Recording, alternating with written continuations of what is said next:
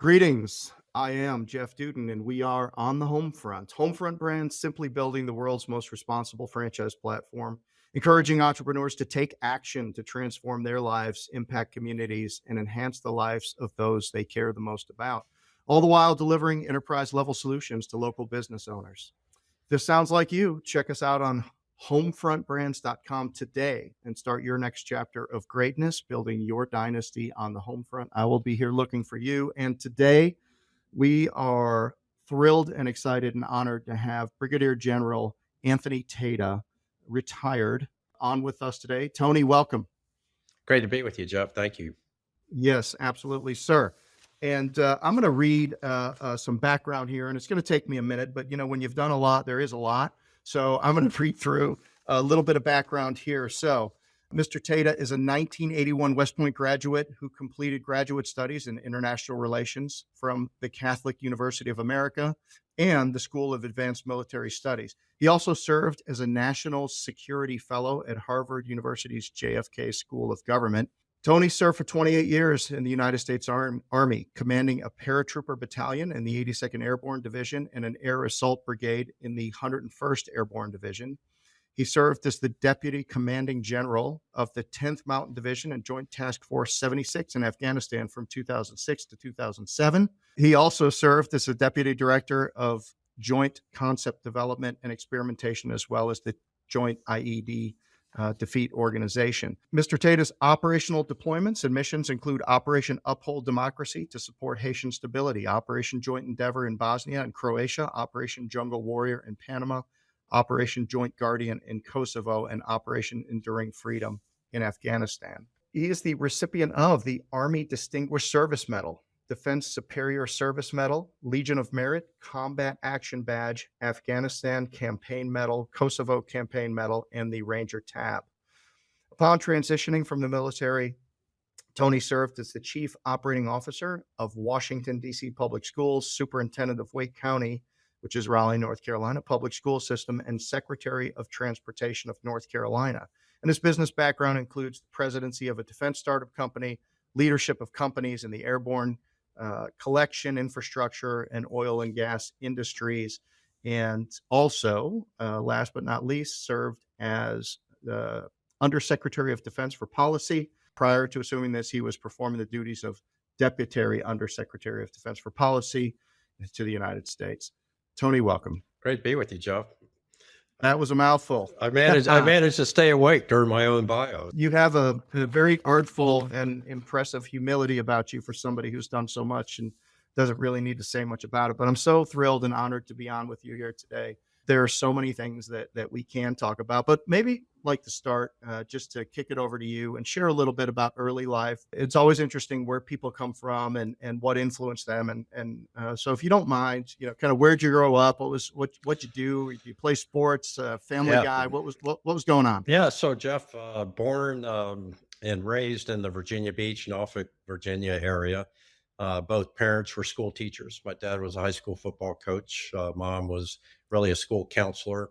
I have an older brother. I'm the middle child and a younger sister. We were all three athletes, as you might imagine, with a football coach dad. And my big sport was baseball, and I wrestled also. And I played both. Played on 2 state championship baseball teams in Virginia Beach, and placed 4th in the state of Virginia in wrestling. Should have won, but I choked in the semifinals. I got recruited to wrestle at West Point. And I already had my older brother was playing football at the Naval Academy. He was a kicker for the Navy team. I enjoyed growing up in Virginia around Williamsburg, Jamestown, Yorktown.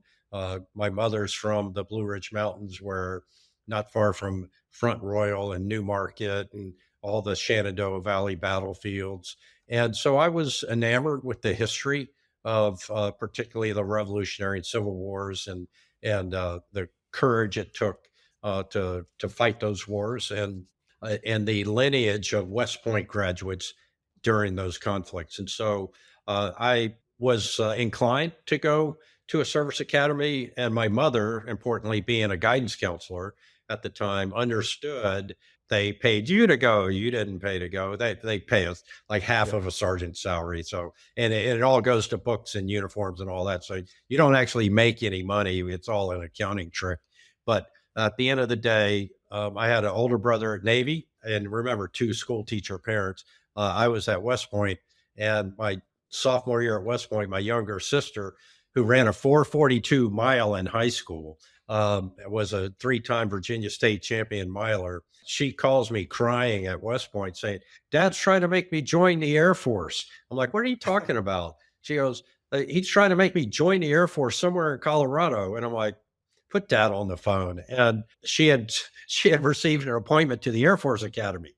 And so my parents wanted the hat trick. Each kid at a service academy, and importantly, nothing out of their meager teachers' savings accounts. And I said, "Dad, look, Kendall, my sister, is going to be a state or a national champion miler. And she placed second in the nation ultimately."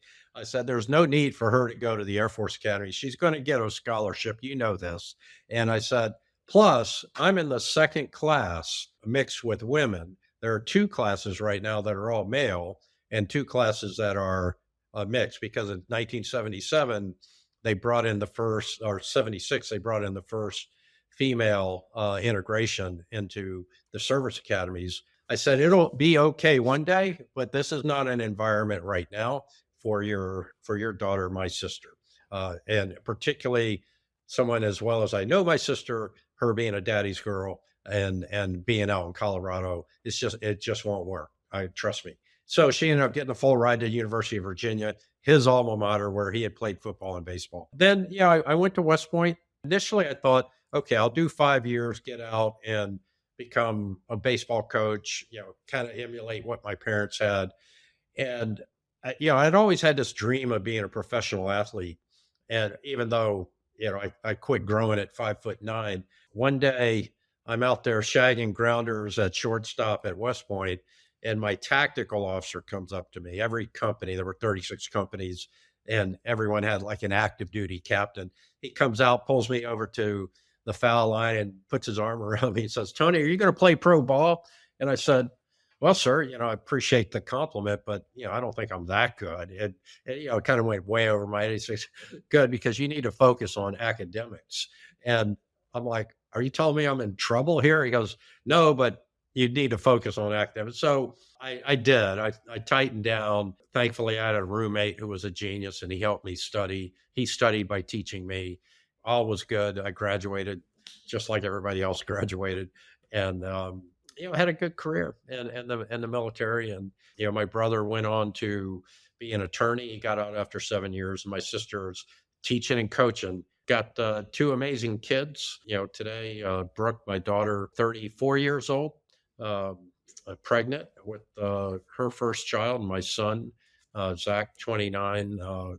They just had their first child last summer. So I'm officially a grandfather, though I don't admit to being anywhere near that age to be grandfather capable. Well, I tell you what a incredibly productive family, and serving not only in the teacher's role, serving a huge important role with children, but also serving the country. So we all appreciate the sacrifice that your family and contributions that your family have made. So Sure. obligation at that point, right? So it's a great school.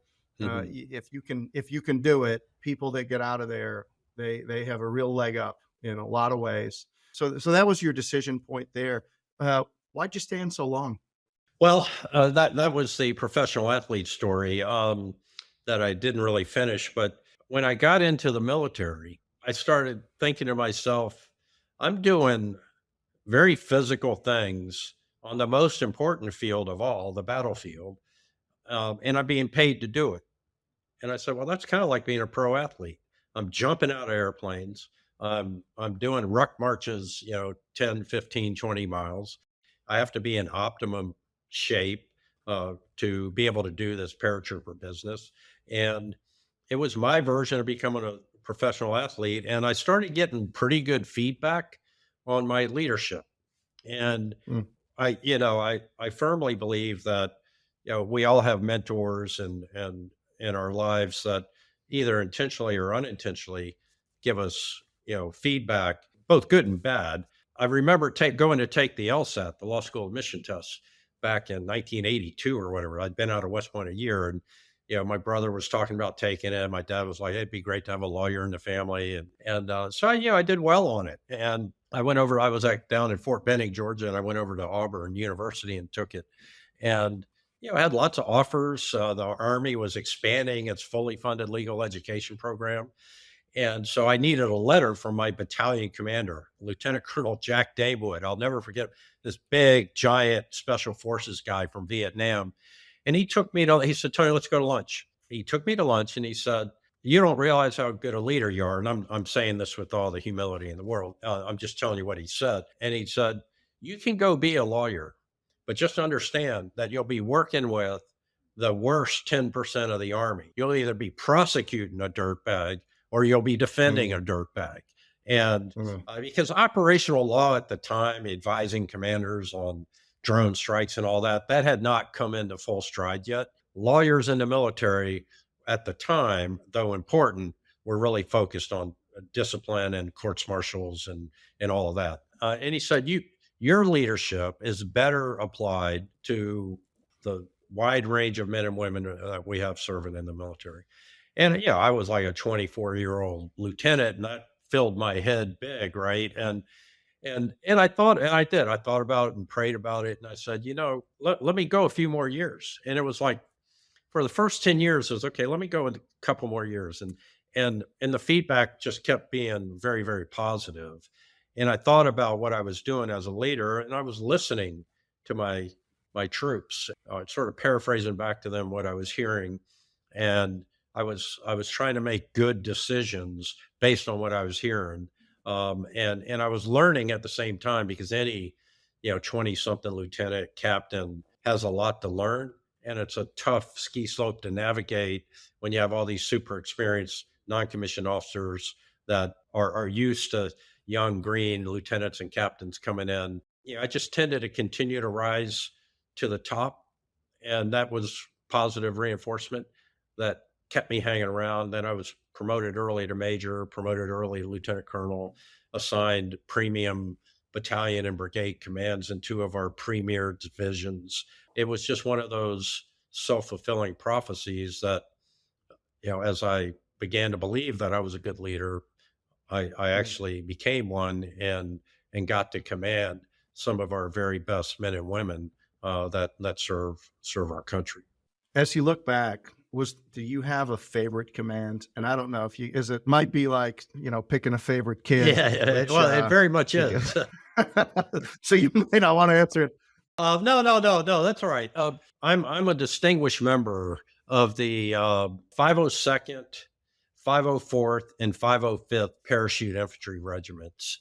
And the 502nd is they're all famous World War II parachute infantry regiments. The proudest moments of my life are serving in probably those two divisions. And if I had to choose one, maybe by a hair's breadth, it would be the 82nd, because they're still an active jump unit. And so the 101st has helicopters, and they do a lot of tactical mobility around the battlefield. The 82nd is a strategic, rapid deployment force, and the elan in that unit and the discipline probably seemed just a little bit tighter, because you had non-commissioned officers responsible for leading and managing the back of the airplane as you're pushing soldiers out for airborne operations. So that little difference there with the airborne operations piece, I think, makes a difference. You handled that very diplomatically, as would expect. Hey, what is that when people hang behind a helicopter on a rope and they fly through the air? What's that called? Spies, SPIES. I'm going to get the acronym wrong, but it's an extraction technique. They drop the rope out. You've got what's called a Swiss seat around you with a snap hook in it. Yeah. The rope has certain loopholes tied in it, and you hook into that, and you're extracted out. It's an extraction technique. Nice. I appreciate all that. I'm interested back in the 80s, building your career. And then we've got the military today. Culturally, how we think about things in this country, how we think about freedom, how we think about honor, how we think about service. There's been a lot of change in that. And then just technology. I mean, I can't Mhm. imagine with the technology that I have access to today, what the military must have access to is just mind numbing. And I guess we probably need less people or we need different skill sets today, obviously. What's the military today versus maybe what it was when you were coming up in it? And maybe what are the challenges they're facing? Great question. One is the military is simply a reflection of the fabric of the country for the most part. So I was concerned the other day. I saw a Wall Street Journal poll that essentially said there had been a 72 to 38% drop in patriotism and sort of a commensurate drop in religion, value of religion and community service, all sort of a double halving of the people, above 50% to below 50% by a fair margin, and then a opposite trend in the value people place on money. And I got to thinking about, I read a book called The Economic Stages of Growth by Walt Rostow he wrote it back in the late 50s. And he was predicting the sixth and final stage of the course of this country from modern society or traditional society to preconditions for takeoff to high mass consumption. He said, I don't know what comes after high mass consumption, which was sort of the logical end state of an industrialized nation with wealth. He said, I'm going to call it secular spiritual stagnation. It's a non religious stagnation of the national ethos and spirit. I think that we may be at some level approaching that where there's this vacuum for whatever reason is occurring. There are still many, many patriotic people, but if only 38% are saying patriotism is important, there's some erosion going on in the ideal of America, the support for this country. And I lay all that out because people, mothers and fathers and students and kids sign up for the military based upon mostly their desire to serve their country, in part because of the incentives, economic or education or both. What you really want are people that just want to be there and serve. And whether it's they want to play with guns or they want to go see the world or where we are today is we're not able to meet our recruiting goals. Where we were when I came in, we were having to cut the army in half because Vietnam had ended. We were entering the Cold War, and we had 800,000 troops in the army then. We're at 455,000, I want to say today. And we're having a hard time meeting that standard. So think about that. And it's an all volunteer force. So if we're struggling to meet really what is kind of our bare minimum standards for Army, Navy, Air Force, and Marines, then that's a symptom of some societal issue.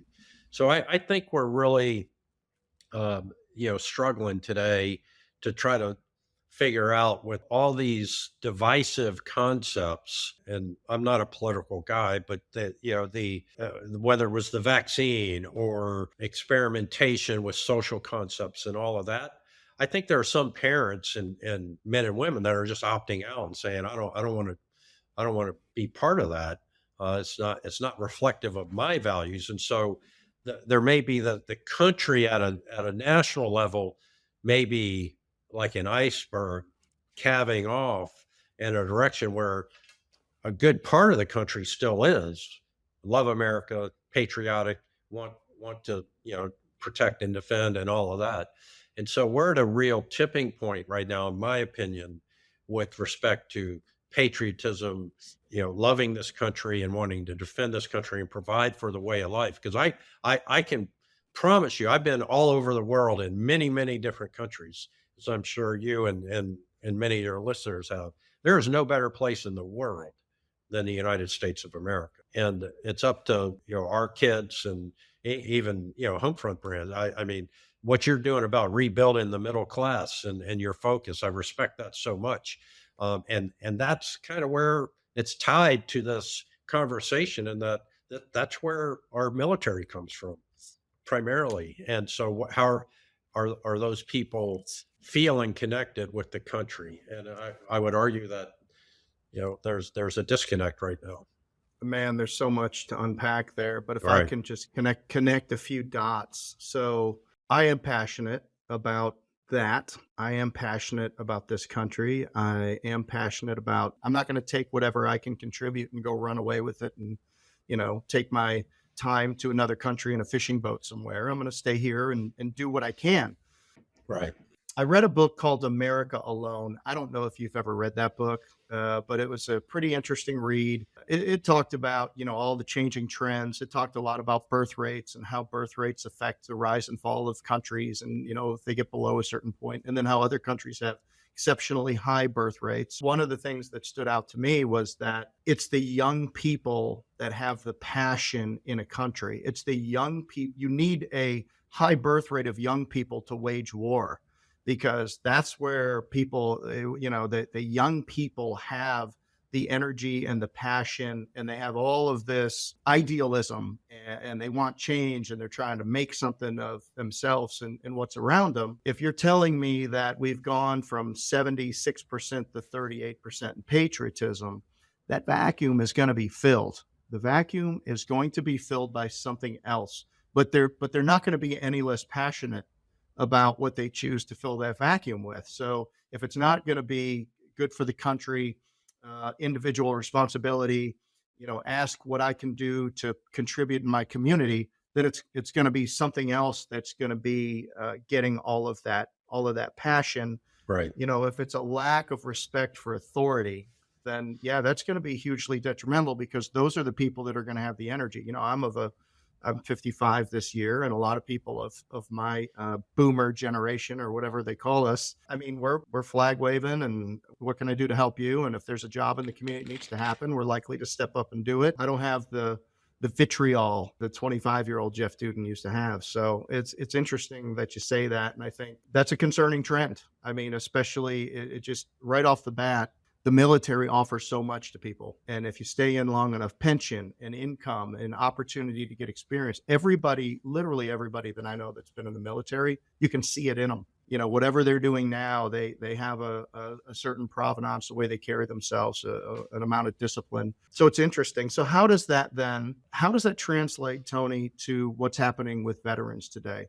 I saw a couple of statistics: 200,000 people a year that are becoming veterans from all the services, or 7 people a month. I saw in another place. So the numbers don't really work. If that many people are leaving the service and we're not able to recruit enough to get our ranks where we want them, like what happens? There's a couple of fronts on that question. One is, how do we take care of the men and women who have served our country and transition now to civilian life, to be able to enjoy the sacrifices, the environment that they sacrifice Mhm. for. One of the things that I'm working with you and Nick Neonakis and Ben Carson Jr. and some others on are tapping into that transitioning pool of active servicemen and women into veteran status, and trying to help them with their career transition into franchises, Mhm. small businesses, etc. That's one area where people like us can try to make a difference with that community. And even if we're only impacting a few thousand men and women, that's a few thousand men and women. On the other side of it, this imbalance between those coming in and those leaving, you've got to fill that pipeline.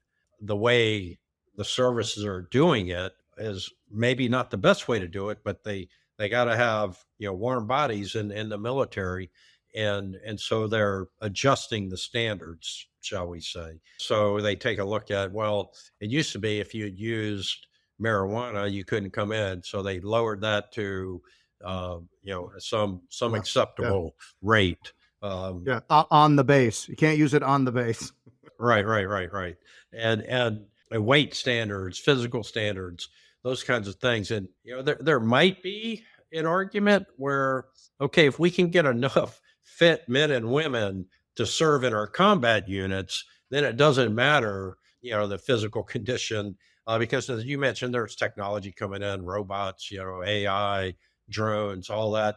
Maybe there's going to be this offsetting, but at the end of the day, it's a cultural issue as we started the conversation out. And if the culture is not what the parents who are talking to their children about joining the military, if the culture isn't consistent with their themes, then I think we've got a real issue about being able to provide for our national security. And it's a real red flag that we're 60, 70, 80% hitting our targets and goals. Look, nobody rises to low expectations. So if you've got to lower standards and create different classes of people to be able to fill the ranks, I mean, my impression of the military is you have a job, but everybody fights if you have to, right? I mean, what pitches in, and that means if there's anything that needs to get done. But I get it. I mean, there's certain people that are going to be really good at, if you played a lot of video games, you can really drive those drones really well. Right, right, right. It's a big challenge. I can definitely see it. So as we think across the landscape of the world today, I get to see you a lot, and we've done a good bit together over the last few years. But I also often see you a lot of times on the television, talking about current events. And in the times that I get to see you, it's amazing to me the depth of understanding that you have about what's going on out there. So as we think about Ukraine or China, Taiwan, what's going on today that you're particularly interested in? Yeah. So, Jeff, you and I have talked before about the Hmm. levers of national power. I like to think of them in diplomatic, information, military, economic, only in that order because the acronym spells DIME and I can remember it easily. When you think about historically the way our country is operated, we tend to lead with the chin of the American soldier, Marine, airman, sailor. Why do we do that? It's the most obvious way to show action and get results. But often, the best solutions are a more nuanced mix of those four levers of power. And it requires some sophisticated understanding of how to apply economic leverage, how to apply diplomatic leverage, how to apply information leverage, control of information, release of information, ultimately, how to use the military to do what we call flexible deterrent options. Because at the end of the day, I had a friend text me yesterday asking, do I think we should go to war with Ukraine? And I'm like, no, absolutely not. And she said, well, that surprises me. And I'm like, what surprises you? I thought all generals would want war. And I said, like, most generals I know don't want war because, we've lost men and women in combat. To me, war is like, Colin Powell has said, it's the last option. It better be, a real serious, vital national security interest to go to war. And that requires us to lay out what our national security interests are so we know what those triggers are to go fight. I'll give you a really good example. When I was a paratrooper at Fort Bragg, I was the chief of plans. We were going to invade Haiti. Jimmy Carter, Sam Nunn, and Colin Powell went down there the weekend that we were supposed to invade. They landed at Port-au-Prince International Airport, and they had to remove every obstacle that the Haitians had put on the airfield. The Haitians removed them. The Haitian government did. And Cedras was being a bad guy, the dictator there, and Francois, the chief of police. For 2 days, nothing. We get told Sunday, pack our bags, we're going. So we fill 112 airplanes full of paratroopers and equipment at 7 bases across the eastern seaboard. It's all very visible, even though it was a secret airborne invasion. It was all the news there was because CNN, was on the rooftop filming the Port-au-Prince airport, which was the most obvious drop zone. So we take off, and we are 3-4 hours in the air, getting ready to shoot the gap between Haiti and Cuba. We get told to turn around. So we come back. I'm like, what happened? we all know what happened. Jimmy Carter, the diplomatic arm, laid an agreement in front of Cedras and said, you better sign this. And Powell said, the 82nd Airborne is on the way. You have a few minutes. Right there. So that's diplomacy. And that, and there was an economic component. They essentially were going to buy Right. Cedars a place to go live. And no soldier was killed, but we accomplished the mission. Now you had 4,000 angry Mhm. paratroopers that didn't get to jump out of airplanes in combat, but at the end of the day, we accomplished the mission without hurting a single soldier. And so today you've got Ukraine. Russia has violated that border, territorial. The rule of law internationally is very important. How do we, through the collective security arrangement with NATO, which is a very important strategic alliance to us, accomplish our own national security interests while not ceding too much of our sovereignty, if any, to that collective security interest. And I think because it's so politicized nowadays, you can't really have that conversation anymore without being attacked as a Russian stooge or whatever. But at the end of the day, our leadership should be focused on what's best for the United States of America, what's Yeah. best for the citizens, the people of the United States of America. That's what our Constitution says. That's what the loyalty to the office, when people swear to take, protect and defend the Constitution. That's what they're swearing to do, not to help NATO. We help NATO because it's in our strategic interest to have a buffer between Russia and the United States. The humanitarian aspect is important. Believe me, I'm a huge humanitarian. At the end of the day, it's not what decisions should be made on. We saw what the humanitarian goodwill stuff does in Somalia. We went in there and there was no amount of love or humanitarian goodwill that was going to take those rogue bands in Somalia and make them understand that we just wanted to help them. There was no strategic vital interest there, and that's a really good comparison. We do have a strategic interest in Ukraine and maintaining the sovereignty of NATO and making sure that Russia doesn't breach that and create an Article 5 attack against all incident. But it's NATO's a fractured institution in the wake of the Afghanistan withdrawal. That I don't think that went as well as anybody hoped it would. We left everybody hanging there essentially, and everybody had to get out. And we had 30 nations in there, and now you have kind of NATO nations taking care of themselves, buying Russian oil, doing all the things that may be counterproductive, while also saying, "Hey, give me some of that NATO Article 5 security umbrella." And it's a complicated issue. The complexity of these matters, as an American who did not serve, I watched these things happening.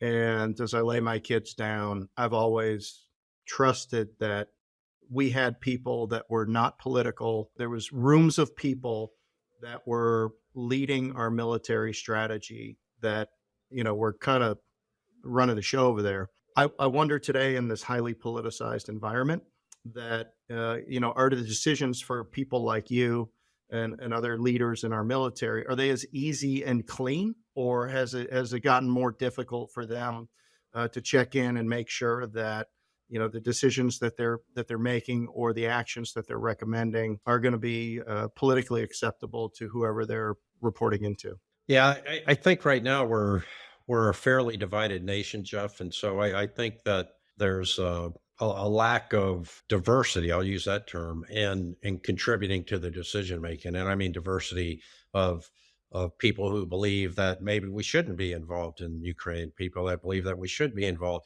As far as listening to different segments of society, to be able to represent the people that they were elected to represent.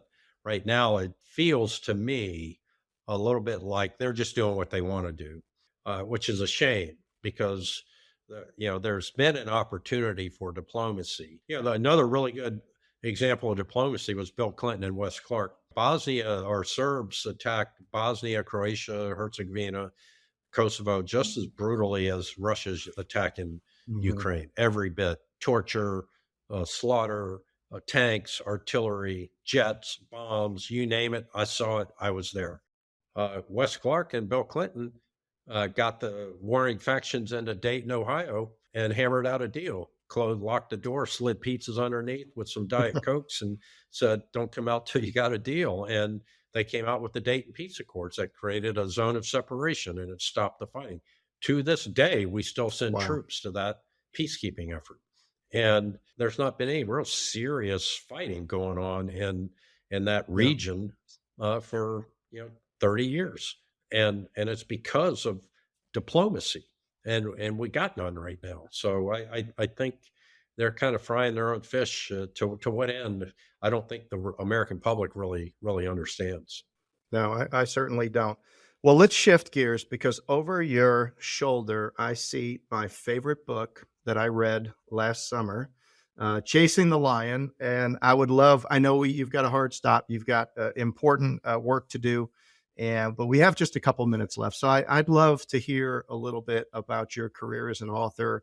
I know you've got a new book that's come out right now, so we'd love to hear about it, have you promoted. But I think you're is it 16 or 17 novels that you've written? So Total Empire over my shoulder is book 15 that just came out last month. Yeah, and I turned in book 16 called The Phalanx Code, and Chasing the Lion is book 14. Chasing the Lion, Total Empire, Phalanx Code are all part of a series with General Garrett Sinclair, our protagonist. I can remember when I was 12, I think, I was standing in the front yard playing catch with my dad, and we took a break, sat on the steps, and he said, "So what do you want to be when you grow up?" And I said, "I want to be a fiction novelist." And he's like, "Where'd you get that from?" And I'm like, "Well, you know how much I like to read. I'd like to write those kinds of books." And he says, "Well, you got to put food on the table." My dad's the son of Italian immigrants. My grandparents, they moved from Italy to Detroit through Ellis Island. And so very, humble origins there. And I'll tell you, I kept writing and writing and writing. I've written all my life. And finally, I started studying how to write, the craft of writing, reading about how to write. And I wrote 3, 4 books and just, met the right people and sent a few manuscripts in, and publisher said, "Hey, this is pretty good." And suddenly I've had 8 2-book contracts essentially. I feel very blessed and privileged. And they're Tom Clancy style novels. The good guy has to stop the world from exploding, and perhaps meets a friendly woman along the way. Well, I tell you, they are freaking good, man. I mean, like really good.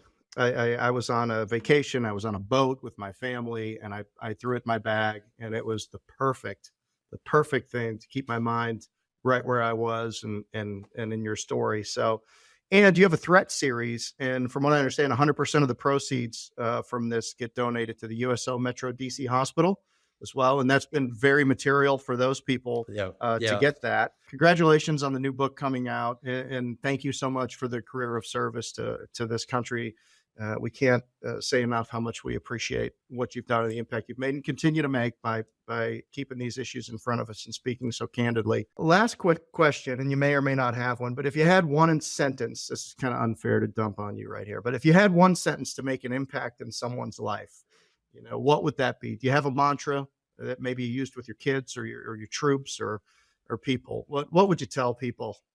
I've always been a big believer in listening and learning, and then choosing a path. Have some humility, listen to people, learn about what's going on, integrate that with your values and beliefs, and then figure out where you're going and what you're doing. Not everybody wants to be a leader. Many people do. There's that old Mm. saying, listen, learn, and lead.